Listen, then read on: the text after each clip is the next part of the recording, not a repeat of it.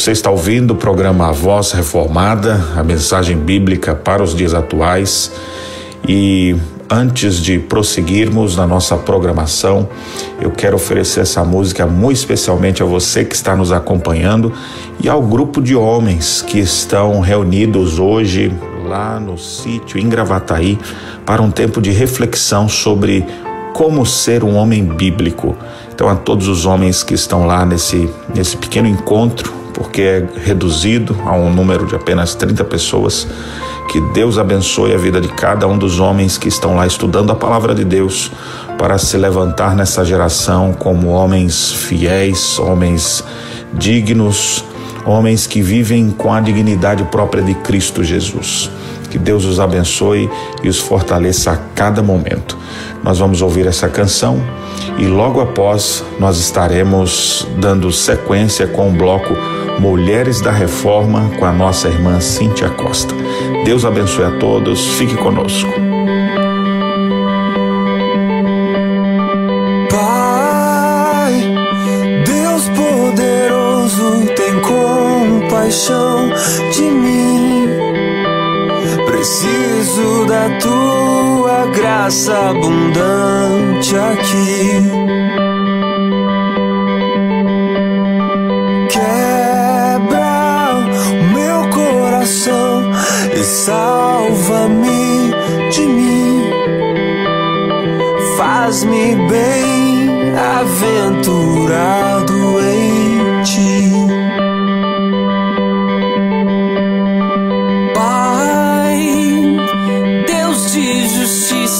Misericórdia, amor.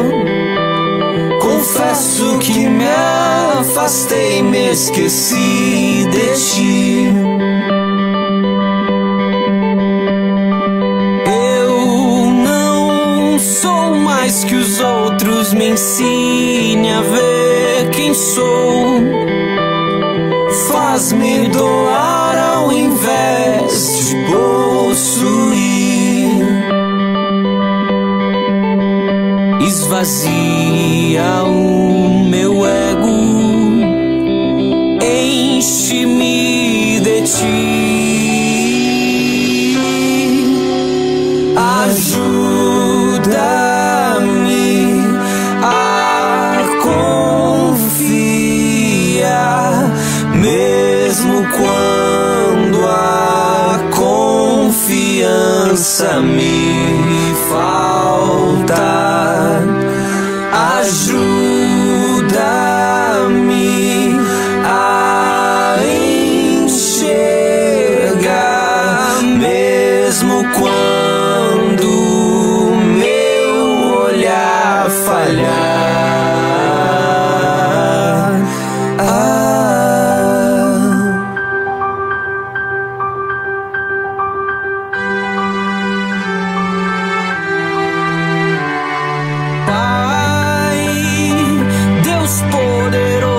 Tem compaixão de mim.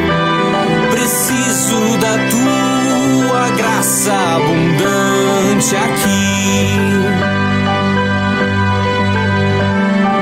Quebra o meu coração e salva-me de mim.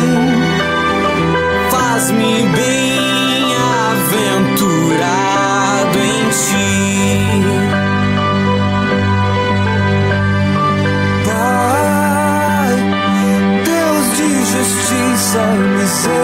Misericórdia, amor. Confesso que me afastei, me esqueci de ti.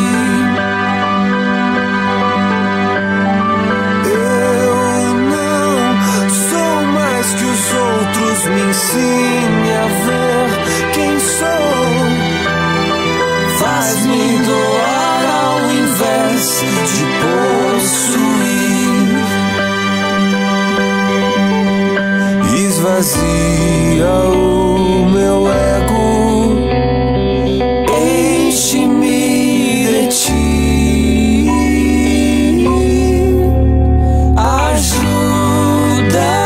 Ajuda-me a confiar.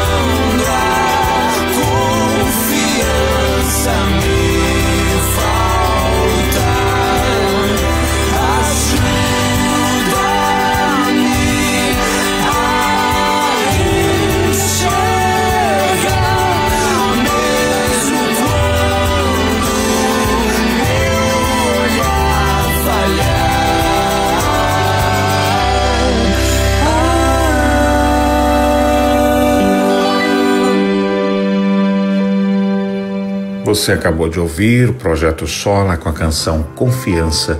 Que a sua confiança esteja sempre depositada no Senhor Jesus. Nós vamos agora ter o nosso bloco Mulheres da Reforma. Você já conheceu algo sobre estas mulheres que impactaram sua época? Então vamos conhecer um pouco mais das Mulheres da Reforma com a nossa irmã Cíntia Costa. Nós queremos então já falar sobre mais uma mulher da Reforma. Então atente aí, traga o seu ouvido e a sua percepção com atenção. Hoje nós vamos falar sobre Catharine Zell. Você já ouviu falar sobre essa mulher? Catharine Zell foi esposa de Matthias Zell. Vamos dar um pequeno vislumbre sobre quem foi essa mulher. Catharine Zell merece sim grande destaque. Ela é uma mulher de caráter forte e uma firme personalidade. Excedeu para alguns, a todas daquela época, como mãe dos refugiados, de modo que a sua casa se transformou num verdadeiro hotel para perseguidos religiosos durante toda a sua vida. Imagina a sua casa ser transformada num hotel para refugiados. Essa era a necessidade daquela época. Já vá aprendendo, pensando quais são as necessidades e o que é que Deus também pode fazer através da sua vida. Catharine, nome de solteira, nasceu em 1497 na cidade de Estrasburgo e recebeu de seus pais uma excelente educação, que cuidadosa e sabiamente utilizou toda essa sabedoria em favor da sua amada e preciosa fé. Ela aprendia para poder se utilizar do conhecimento e com a sabedoria que vinha do alto, assim, poder divulgar a fé cristã. Casou-se com o pregador reformado Matthias Zell em 3 de dezembro de 1525. Provou, sim, ser uma mulher piedosa, piedade, leitura da palavra, oração, jejum, vida com Deus. Esse é o significado dessa palavra. Ocupada e era uma discreta esposa, a da mais abundante conformidade e harmonia, inclusive, com o seu esposo.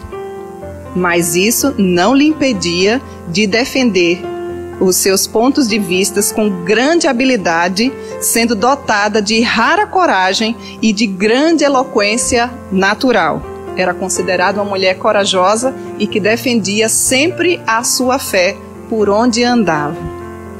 O seu grande alvo, então, era propagar o Evangelho nos locais mais distantes e onde a palavra de Deus ainda não havia sido anunciada. Algumas vezes parecia até que Catharine se excedia nisso e até muitas vezes parecia que ultrapassava o próprio esposo por conta do seu jeito de ser, de modo que ele parecia ficar muitas vezes ofuscado pelos seus talentos, para quem não a conhecia. Para quem a conhecia, sabia que ela era bem mais extrovertida do que ele. A sua correspondência foi bastante numerosa e nisso ela era excelente, era o ponto forte dela. Também encheu sua vida com prática de boas ações, sempre cuidando dos doentes e dos necessitados da época.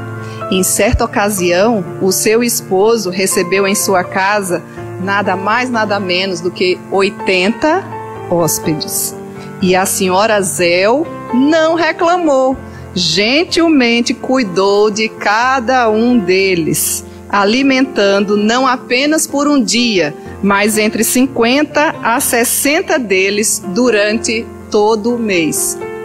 Abre parênteses. Será que você iria cuidar de 80 hóspedes, não apenas um dia, trazido pelo seu esposo, com tanto carinho e ultrapassando ali a margem de mais de um mês? Aqui a história nos conta que mais ou menos 60 dias. E imagina o tamanho da panela do feijão para esse tanto de gente que era refugiado. Fecha parênteses. O seu esposo era mais inclinado à quietude e à paz e a manter sempre a paciência quando surgia controvérsias que enfureciam os protestantes na época ao seu redor. Já Catharine ela era mais inclinada às disputas e, com destreza, utilizava a sua caneta em prol da verdade. Então, veja, ela não era briguenta, mas ela era mais desinibida, digamos assim. Quando alguém refutava ou falava sobre a sua fé, ela prontamente, com seu conhecimento, anunciava a Cristo. Ela foi autora de um grande número de obras na época, e naquela época não era muito fácil para se fazer pelo menos uma, né? Foi chamada assim de mãe dos reformadores, tornando-se a grande mulher defensora das visões reformadas na Reforma. Portanto, ela é digna de muito mais notabilidade do que o silêncio que o passado deixou para essa mulher. De fato, nós podemos dizer que ela merece esse título de mulher reformadora da Igreja Reformada. Catarine foi uma mulher que conhecia e ensinava a Bíblia. Ela foi uma fiel mulher reformada, uma generosa esposa e mulher e uma cristã piedosa. Que o Senhor nos ajude para que nós façamos desse tempo que estamos vivendo, utilizando a nossa vida para a glória dele, não é? Nós também somos mulheres reformadas e o Senhor Jesus se utiliza de mulheres tão pequenas, muitas vezes, como eu e você, para fazer parte da sua providência divina e também ser um instrumento de Deus na vida de todos aqueles que passam por nós. Obrigado, Cíntia. Você acabou de ouvir o bloco Mulheres da Reforma com Cíntia Costa. Se Deus quiser, no próximo sábado, ouviremos sobre outras mulheres que também fizeram diferença na sua época. Você está ouvindo o programa Voz Reformada, a teologia calvinista aplicada para os dias atuais. Antes de prosseguirmos, nós vamos para um rápido intervalo e logo após nós ouviremos a ministração da Palavra de Deus feita pelo reverendo Dr. Augustus Nicodemos, dando sequência à série de mensagens sobre o triunfo final de Cristo. Que Deus abençoe sua vida, fique conosco, dentro de instantes nós voltamos. Muito bem, meus irmãos, estamos de volta com o programa Voz Reformada, a mensagem bíblica para os dias atuais. Dando seguimento agora no bloco Devocionais com o reverendo Dr. Augustus Nicodemos. Atente para a exposição da Palavra de Deus, acolhendo-a no mais íntimo do seu coração. Dando sequência à série de estudos O Triunfo Final de Cristo, hoje nós ouviremos ele falar sobre um assunto muito importante que tem a ver com a figura emblemática do Anticristo. Que Deus abençoe sua vida. Vamos ouvir a mensagem da Palavra de Deus. Nós estamos vivendo dias difíceis e a igreja olha para as Escrituras Sagradas em busca de orientação e compreensão dos tempos em que nós estamos vivendo.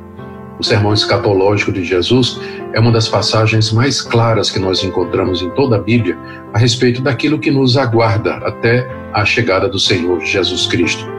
Entre as predições que Jesus fez está o aparecimento e o surgimento de uma figura sinistra, macabra, chamada de o Anticristo, que tem sido inclusive motivo de grande polêmica e discussão entre os estudiosos. É disso que nós iremos tratar na devocional de hoje, que eu quero já compartilhar aqui com vocês na tela. Triunfo Final de Cristo, esse é o nome da série de devocionais baseadas em Marcos capítulo 13, que é o sermão profético de Jesus, e hoje a devocional 4 será sobre o Anticristo, baseada em Marcos capítulo 13, verso 14. Muito bem, lembrando que nós vimos até agora, nós vimos que o Senhor Jesus, no seu sermão profético, anunciou os seguintes eventos a acontecer: a destruição do templo, que já se cumpriu no ano 70, o princípio das dores, que é o período que foi inaugurado com sua vinda, sua morte, sua ressurreição e a chegada do Espírito Santo. Esse período, princípio das dores, seria marcado pelo que nós chamamos de sinais dos tempos, que inclui o surgimento de falsos profetas, guerras, rumores de guerras, terremotos, fomes, pestes, epidemias e calamidades naturais, e o Anticristo e a grande tribulação logo em seguida. O Senhor Jesus então disse que ele viria, apareceria em glória logo depois da grande tribulação, e nos deu certeza disso e nos ensinou de que maneira nós devemos aguardar esse momento glorioso de triunfo final do Senhor Jesus Cristo. Aí nós vimos, conforme você está olhando na tela aí, nós já vimos a destruição do templo, o princípio das dores e os avisos que Jesus deu aos seus discípulos a respeito das perseguições que eles haveriam de sofrer. E agora nós veremos o anúncio da chegada do anticristo e com ele a grande tribulação. Só lembrando, Jesus aqui nesse sermão está apontando para os eventos do período entre a sua primeira vinda e o seu retorno em glória. E a predição exata dos eventos que haveriam de se suceder serviriam para confirmar Jesus como Filho de Deus, como profeta, e garantir a veracidade das suas palavras, especialmente a respeito do seu retorno. Ele fala da destruição do templo, sofrimentos da igreja, fim do mundo e sua segunda vinda. Esses assuntos eles estão misturados nesse mesmo sermão, de forma que nem sempre é fácil distinguir. Eu gosto de ilustrar esse fenômeno, ou seja, de profecias com duplo ou triplo cumprimento, lembrando de uma viagem que eu fiz uma vez à Suíça, recém-casado, juntamente com minha esposa, e nós fomos visitar os Alpes suíços. E à medida que nós subíamos, circundando as montanhas, nós vimos uma outra montanha distante, chamada Jungfrau, que é uma das montanhas mais conhecidas ali na cordilheira. É uma montanha imponente, maravilhosa. Da nossa perspectiva, parecia uma montanha só. Mas a verdade é que à medida que o carro seguia o seu caminho, a perspectiva ela mudava. E aí nós podemos ver que detrás dessa montanha havia mais duas outras montanhas. De onde nós estávamos parecia uma montanha só, mas havia duas outras montanhas atrás. É isso que acontece na profecia do Antigo Testamento. Do ponto de vista do profeta, ele via um evento só, mas na verdade tinha 3 cumprimentos, ou 2 cumprimentos, dependendo da profecia. E é o que o Senhor Jesus Cristo está fazendo aqui. Aqui nesse sermão, ele fala da chegada dos exércitos romanos a Jerusalém e do grande sofrimento que os judeus passariam com o cerco da cidade, a queda da cidade e a destruição do templo. Isso tudo Jesus fala tendo como paralelo a chegada futura do anticristo e da grande tribulação sobre a igreja. Ele fala como se fosse um evento só, mas na verdade são 2 eventos que são vistos de uma perspectiva única. Isso vai nos ajudar a entender o que é que ele nos ensina aqui a respeito da chegada do anticristo. Eu coloquei aqui em Marcos 13, 14 a 19, embora a gente vá se concentrar somente no verso 14, o verso inicial. Então ele disse aos seus discípulos: quando, pois, virdes o abominável da desolação situado onde não deve estar, quem lê entenda, então ele colocou a responsabilidade em nós, então os que estiverem na Judéia, fujam para os montes. Quem estiver em cima no eirado, não desça nem entre para tirar da sua casa alguma coisa. E o que estiver no campo, não volte atrás para buscar sua capa. Ai das que estiverem grávidas e das que amamentarem naqueles dias. Orai para que isso não suceda no inverno, porque aqueles dias serão de tamanha tribulação, como nunca houve desde o princípio do mundo que Deus criou até agora e nunca jamais haverá. Veja aqui que Jesus conecta a chegada do abominável da desolação com esse período que ele chama de grande tribulação. Uma tribulação como nunca houve desde o princípio do mundo até agora e nunca jamais haverá. O que eu estou dizendo é que isso se cumpre primeiro em Jerusalém, na queda de Jerusalém, e futuramente na chegada do anticristo e da grande tribulação sobre a igreja, como nós veremos agora. O próximo slide, que é esse que você tem aí, ele fala das manifestações do abominável da desolação. O sinal da grande tribulação que Jesus disse que aconteceria, ele disse aos seus discípulos, é exatamente o aparecimento desse abominável da desolação. Essa figura escatológica, nós percebemos que ela se manifesta em 3 períodos na história. Ela foi mencionada a primeira vez pelo profeta Daniel e se referia a Antíoco IV Epifânio, um rei seleucida que dessacrou o templo de Jerusalém 150 anos antes de Cristo. Depois o abominável da desolação reaparece com os exércitos romanos que cercaram Jerusalém e a destruíram no ano 70 depois de Cristo. E finalmente ele vai se manifestar plenamente no anticristo que ainda haverá de chegar e com ele a grande tribulação. Se ajudar, está aí um gráfico onde nós temos essas três manifestações do anticristo. No ano 150, Antíoco IV Epifânio, vou falar com mais detalhes sobre isso. No ano 70, a invasão romana de Jerusalém. E no ano desconhecido, o surgimento do anticristo e seu império mundial. Vamos começar com Antíoco Epifânio. Veja aqui o que é que o profeta Daniel falou a respeito de um rei que haveria de tentar acabar com o culto a Deus e estabelecer a abominação desoladora. A profecia de Daniel é cerca de 500 anos antes de Cristo. E ele fala 3 vezes no seu livro a respeito da abominação desoladora. Vamos ler? Daniel 9:27. Ele fará firme aliança com muitos por 1 semana. Na metade da semana fará cessar o sacrifício e a oferta de manjares. Sobre a asa das abominações virá o assolador, até que a destruição que está determinada se derrame sobre ele. Daniel 11:31.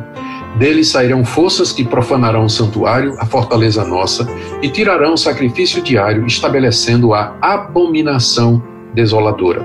Daniel 12:11. Depois do tempo em que o sacrifício diário for tirado e posta a abominação desoladora, haverá ainda 1290 dias.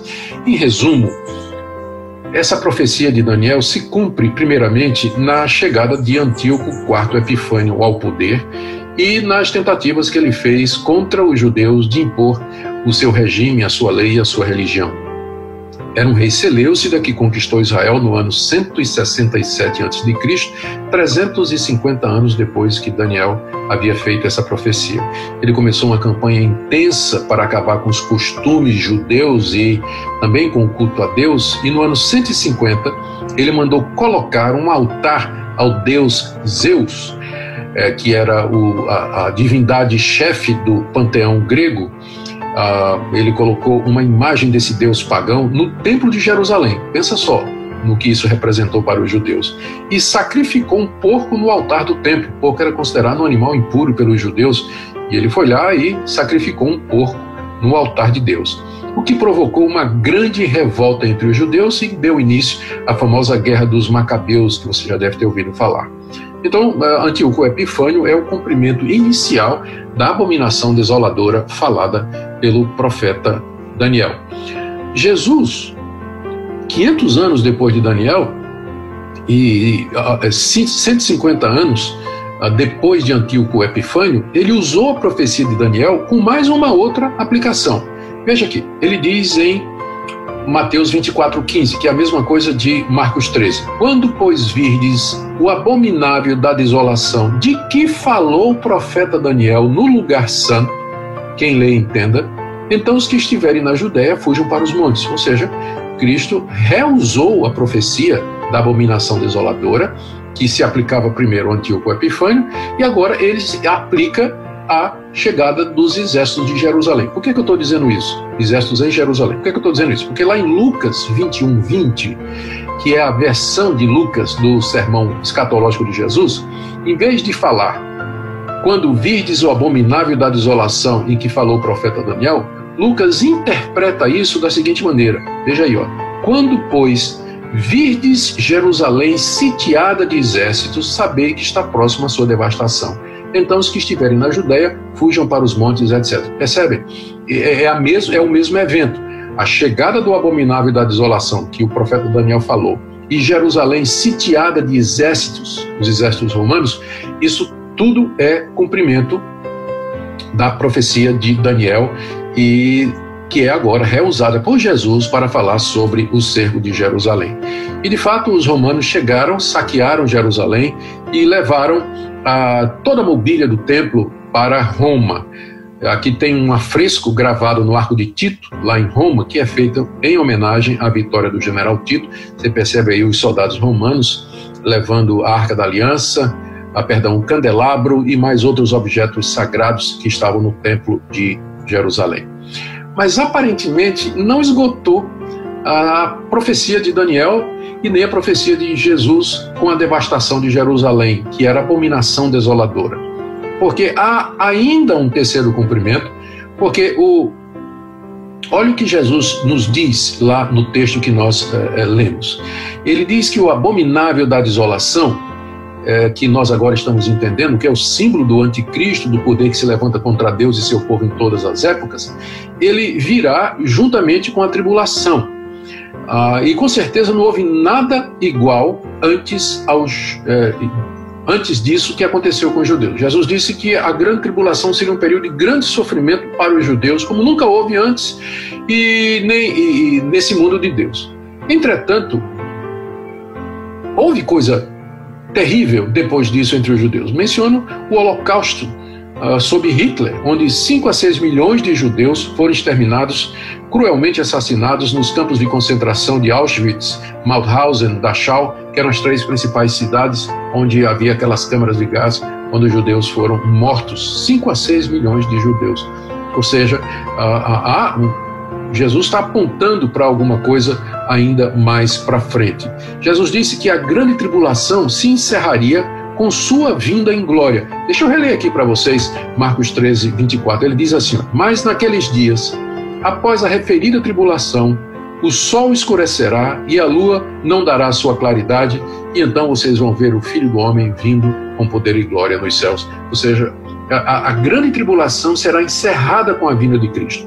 Ora, Cristo não veio no período de Antíoco Epifânio. Cristo também não veio na destruição de Jerusalém. Portanto, ele virá ainda, o que implica que haverá uma outra manifestação do anticristo e haverá uma grande tribulação futura que será encerrada com a vinda do Senhor Jesus Cristo. O apóstolo Paulo, ele também falou de alguma coisa futura. Eu quero ler aqui, 2 aos Tessalonicenses, capítulo 2, de 3 a 10. Ninguém de modo nenhum vos engane, porque isto, a vinda de Cristo, não acontecerá sem que primeiro venha a apostasia e seja revelado o homem da perdição, o homem da iniquidade, o filho da perdição, o qual se opõe e se levanta contra tudo que se chama Deus ou é objeto de culto, a ponto de assentar-se no santuário de Deus, ostentando-se como se fosse o próprio Deus. Veja como essa linguagem é muito parecida com as passagens do profeta Daniel que se referiam a desolação, a dessacralização do templo, a cessação do serviço a Deus por essa pessoa que chegaria com grande poder. Paulo continua: então será de fato revelado o iníquo, a quem o Senhor Jesus matará com o sopro de sua boca e o destruirá pela manifestação de sua vinda. Ora, o aparecimento do iníquo é segundo a eficácia de Satanás, com todo o poder, sinais e prodígios da mentira e com todo engano da injustiça aos que perecem. Eu destaquei aqui os adjetivos, os apelativos que Paulo usa para se referir ao anticristo, que ainda haverá de vir. Ele diz que vai ser durante a apostasia, ou seja, o período em que a igreja vai se desviar das verdades de Deus. Chama o anticristo de o homem da iniquidade, o filho da perdição e o iníquo. São adjetivos que Paulo usa para se referir ao anticristo. O apóstolo João também se referiu ao anticristo, e com termos até mais exatos. Ele diz aqui: filhinhos, na sua primeira carta, filhinhos, já é a última hora, e como ouvistes que vem o anticristo, ele está se referindo ao que Jesus tinha dito. Vocês ouviram o que o Senhor Jesus disse, que o anticristo ainda está por vir. João diz: também agora muitos anticristos têm surgido, pelo que conhecemos que é a última hora.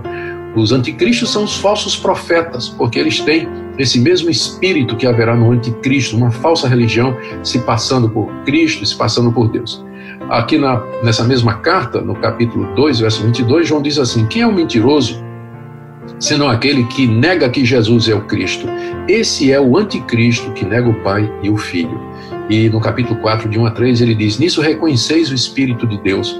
Todo espírito que confessa que Jesus Cristo veio em carne é de Deus, e todo espírito que não confessa Jesus não procede de Deus. Pelo contrário, esse é o espírito do anticristo, a respeito do qual tendes ouvido que vem e presentemente já está no mundo. Em resumo, o que João está dizendo é que o anticristo virá, e que nós já ouvimos isso.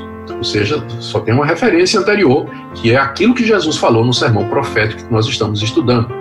E que o espírito desse anticristo já está no mundo através dos falsos profetas que espalham heresias e ensinos errados a respeito da pessoa de Jesus Cristo. O apóstolo João também, no livro que ele escreveu, chamado Apocalipse, ele dá uma descrição do anticristo que eu quero aqui trazer para vocês. Está no capítulo 13, deixa eu colocar aqui para vocês. Ele diz assim: vi emergir do mar uma besta que tinha 10 chifres e 7 cabeças, e sobre os chifres 10 diademas, e sobre as cabeças nomes de blasfêmia. A besta que via era semelhante a leopardo, com pés como de urso, boca como de leão, e deu-lhe o dragão o seu poder, o seu trono e a grande autoridade. O dragão aqui é o diabo. Então vi uma de suas cabeças como golpeada de morte, mas essa ferida mortal foi curada, e toda a terra se maravilhou segundo a besta, e adoraram o dragão, porque deu a sua autoridade à besta, e também adoraram a besta, dizendo: quem é semelhante à besta? Quem pode pelejar contra ela? Foi-lhe dada uma boca que proferia arrogâncias e blasfêmias, e autoridade para agir 42 meses, abriu sua boca em blasfêmias contra Deus, para difamar o nome, difamar o tabernáculo, a saber, os que habitam no céu, e foi-lhe dado também que pelejasse contra os santos e vencesse grande tribulação. Deu-se-lhe ainda autoridade sobre cada tribo, povo, língua e nação, e adorá-la-ão todos os que habitam sobre a terra, aqueles cujos nomes não foram escritos no livro da vida do Cordeiro, que foi morto desde a fundação do mundo. Quem tem ouvidos para ouvir, ouça. Quem tem ouvidos para ouvir, ouça. Isso que o Senhor Jesus está nos dizendo. Queridos, resumindo, o que é que nós podemos tirar dessas passagens? 3 referências ao anticristo em Daniel, uma referência do Senhor Jesus sobre o abominável da desolação, que coincide, bate com a chegada dos exércitos romanos em Jerusalém, palavras do apóstolo Paulo, segundo aos Tessalonicenses, que nós já vimos, a primeira carta de João e também agora no livro de Apocalipse. Em resumo, porque há muitos detalhes, não tem como a gente entrar aqui, mas em resumo, nós podemos fazer o seguinte quadro: o anticristo será um líder mundial com poderes sobrenaturais dados pelo diabo, capaz de fazer sinais e prodígios de mentira. Ele vai buscar adoração, respeito e obediência de toda a raça humana. Ele vai se passar por Deus e vai querer tomar o lugar de Deus, como o diabo sempre quis fazer. Irá comandar a maior de todas as perseguições contra a igreja. Será grande tribulação. Ele será destruído por um sopro de Cristo, quando Cristo retornar em glória. Algumas aplicações para nós. O que é que isso tudo tem a ver com o momento que nós estamos passando? Queridos, quão facilmente um líder mundial com pretensões messiânicas pode surgir no mundo? Vamos pensar no período que nós estamos vivendo, esse período de crise, de pandemia que afetou o mundo todo. Nós ficamos lendo e ouvindo pessoas falarem de uma nova ordem mundial na Terra pós-pandemia, e alguns mesmos falam de uma liderança mundial, dizendo que o mundo tem que mudar, que precisa haver um controle mundial, um domínio mundial para proteger a humanidade, para quando pandemias desse tipo, outras ameaças acontecer. A tecnologia e os meios de comunicação transformaram o mundo em uma aldeia global, cujos habitantes são monitorados digitalmente. Já existe a tecnologia para controlar os nossos passos, para saber onde você está, para saber o quanto você gasta, para saber qual é a sua comida predileta, de que maneira você se entretém usando as redes sociais.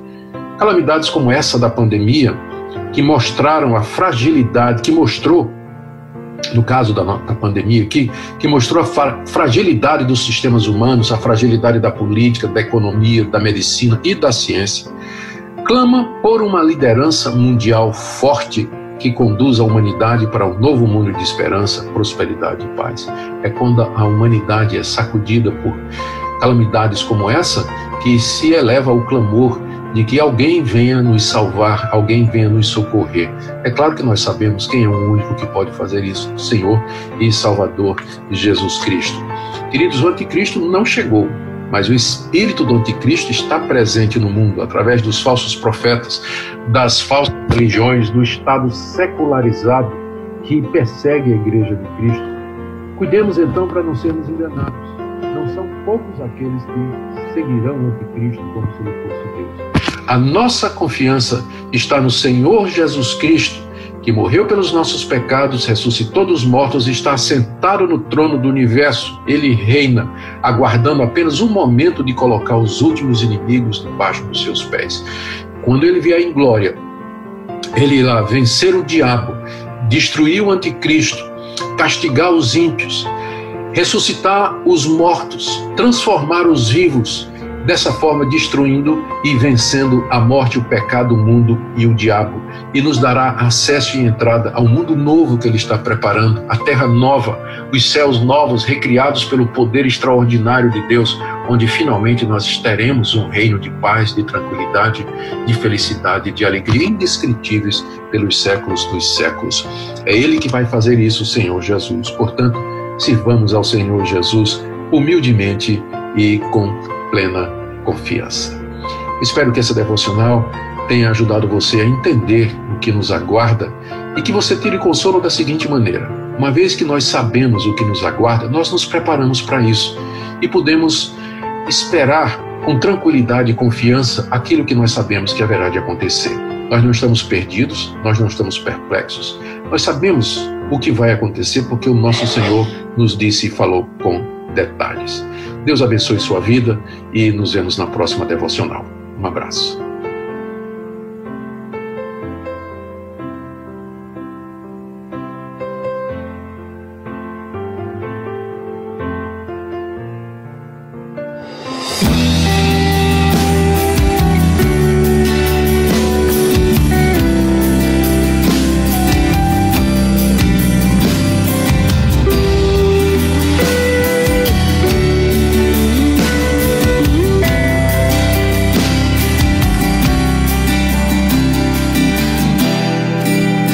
Desde o Éden eu pequei, teu querer eu desprezei, fui rebelde, fugi do Senhor.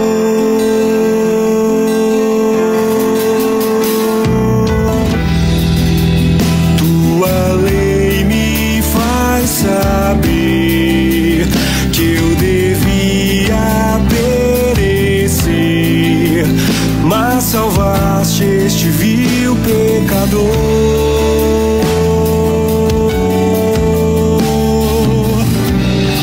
Na cruz do Calvário, teu sangue verteu,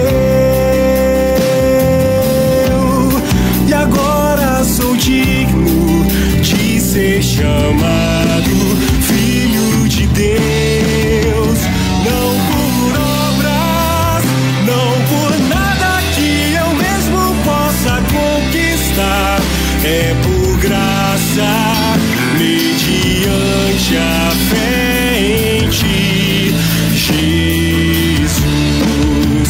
Não por obras, não por algo porque eu possa me vangloriar, é por graça, só por graça, mediante a fé.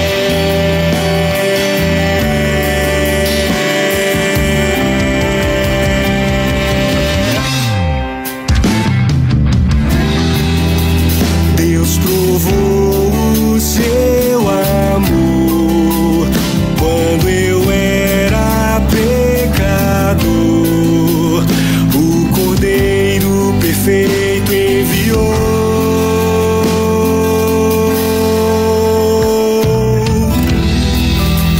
No perfeito plano seu, o bom Deus me escolheu, vida nova e eterna otorgou.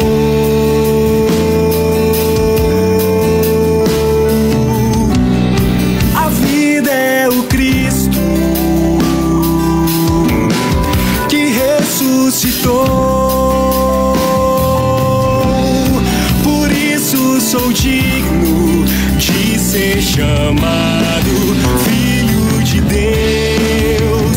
Não por obras, não por nada que eu mesmo possa conquistar, é por graça, mediante a fé em ti, Jesus. Não por obras, não por algo porque eu possa me vangloriar, é por graça,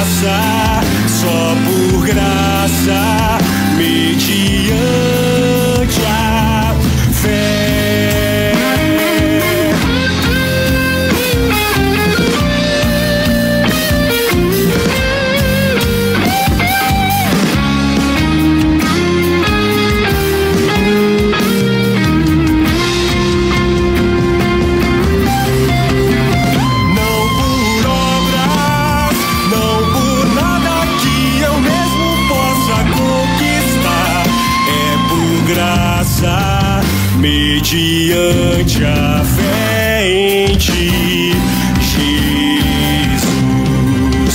Não por obras, não por algo porque eu possa me Deus seja louvado pela palavra de Deus ministrada aos nossos corações.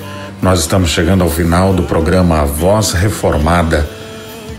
Queremos desejar a todos um bom final de semana, que Deus abençoe muito a sua vida e não deixe de nos acompanhar através das redes sociais. Esperamos que em breve esse período de isolamento social passe e a gente possa de novo reunir-se como povo de Deus em nossas igrejas, e vai ser uma grande alegria poder contar com a sua visita, com a sua presença entre nós. Enquanto esse dia não chega, nos acompanhe através da internet. Acompanhe os nossos cultos com transmissão ao vivo, todos os domingos às 9 da manhã e às 18 horas. Será um prazer conhecer você, ainda que nesse período à distância, mas podendo ter um tempo de reflexão na palavra de Deus.